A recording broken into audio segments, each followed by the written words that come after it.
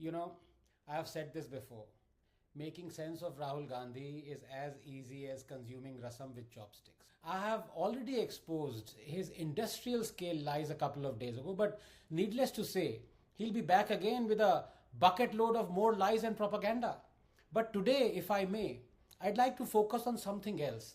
On this facade of Rahul Gandhi being approachable and answering questions fearlessly from fearless independent journalists. Nothing could be further from the truth. These so-called journalists should be ashamed of themselves. I remember Rahul called a journalist pliant once. Well, his troupe of lapdogs that he carries along is not only pliant but also compliant. Let me expose this Gandhi media. Number one. Here is point number 11 from the 2019 Congress manifesto under agriculture. Quote, Congress will repeal the Agriculture Produce Market Committees Act and make trade in agriculture produce, including exports and interstate trade, free from all restrictions, unquote. Here is point number 21 from the 2019 Congress manifesto under agriculture, quote, the Essential Commodities Act 1955 belongs to the age of controls. Congress promises to replace the act by an enabling law that can be invoked only in the case of emergencies, unquote. Moreover, the Punjab Contract Farming Act was being applied in Congress-ruled Punjab and had been all through the tenure of Captain Amarinder Singh. I now quote from it, quote, the Punjab Contract Farming Act is to provide for improved marketing of agricultural produce through contract farming and to regulate the development of efficient contract farming system by putting in place effective infrastructure for contract farming, unquote. Now, the three farm laws brought in by Modi were Farmers Produce Trade and Commerce Promotion and Facilitation Act, Essential Commodities Amendment Act, and Farmers Empowerment and Protection Agreement on Price Assurance and Farm Services Act. They delivered exactly what the Congress promised or was already implementing, except that Modi had not repealed APMCs as the Congress wanted, but just provided the farmer with a choice to go through the APMCs or not. So if Rahul Gandhi said that the farm laws were black, wasn't his manifesto black too? But did any journalists gathered there ask him this? No. Two, what death of democracy is Rahul Gandhi talking of when Congress government in Chhattisgarh arrested a man who complained of power cut and charged him with sedition? When Congress government arrested 60 tribals and Dalits, including the Dalit activist and senior editor Sudhir Dhavle, under sedition charges and threw them in jail? When 12,000 people were charged with sedition under the UPA, including 8,000 people in a single day, and the Congress Home Minister then Chidambaram called them anti-nationals? When citizens were arrested by Congress government for merely calling a politician penguin? When a professor is arrested for sharing a Mamata cartoon in Bengal and acquitted after 11 years when Rahul Gandhi keeps quiet? Or when the communist government in Kerala books 120 people for social media posts criticizing CM Vijayan and Rahul Gandhi keeps quiet? Or when there exist as many as 275 documented instances of brutal trampling of democracy under the Congress, 87 of those in the last 15 years, and Congress and Rahul Gandhi keep quiet? Did any journalist present there confront Rahul Gandhi with this fact? No. 3. What intolerance is Rahul Gandhi talking of when a Congress MLA Johir Lal says he won't work for Dalits as they didn't vote for him? Or when Congress's Harish Rawat says those who kill a cow have no right to live in India? Or when Congress legislators demand hanging of Kamlesh Tiwari? Or when Yasin Malik is celebrated by Congress's Manmohan Singh? Or when Congress leader Nilai Kannan laments why, quote, Modi and Shah have not been killed yet, unquote. Or when CM Stalin felicitates the man convicted in Rajiv Gandhi assassination and Rahul Gandhi keeps quiet. Or when Congress leader Shivraj Jivon says during Hathras, quote, 2 people should die from each side. A leader should die or some common man should die. Rahul Gandhi will come to the scene only after bullets start flying, unquote. Or when Congress leader Pradeep Manji is caught red-handed inciting riots in Odisha in the wake of a rape case ordering, quote, keep diesel and petrol ready. Once you get directions, set everything on fire, unquote.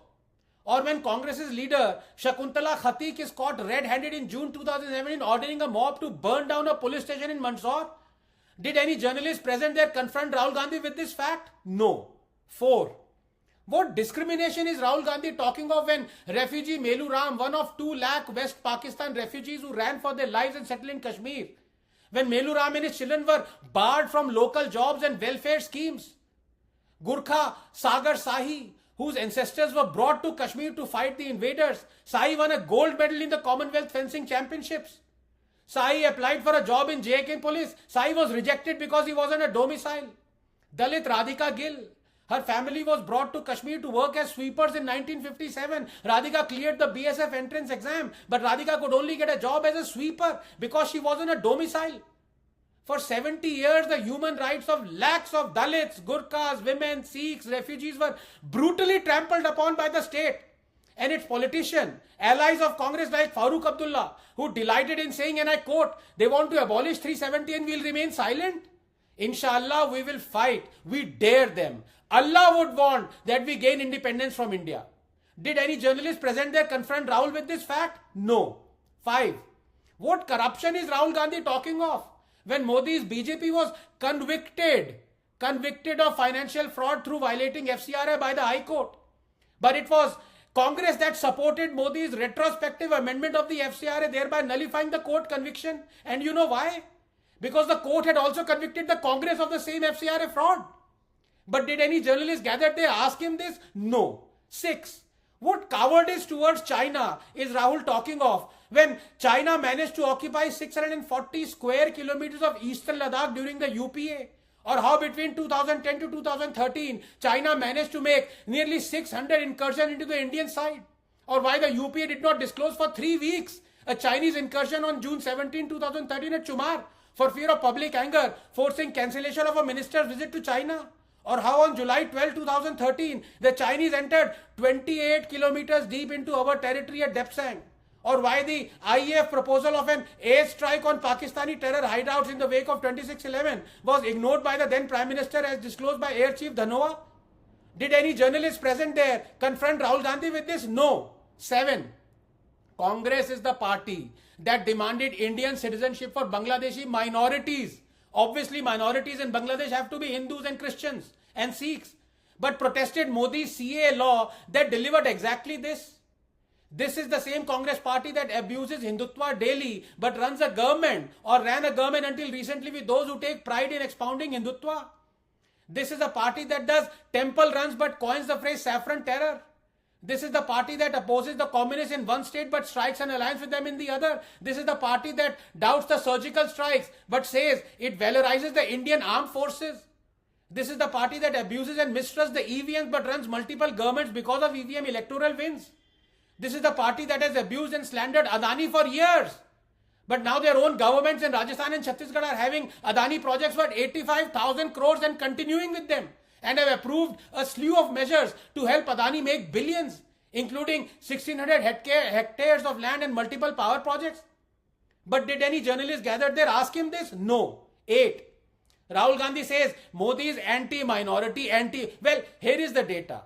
Minorities before 2014, 20,000 skilled trained, 5% with government jobs, 3 crore scholarships, 70% girls school dropout rate.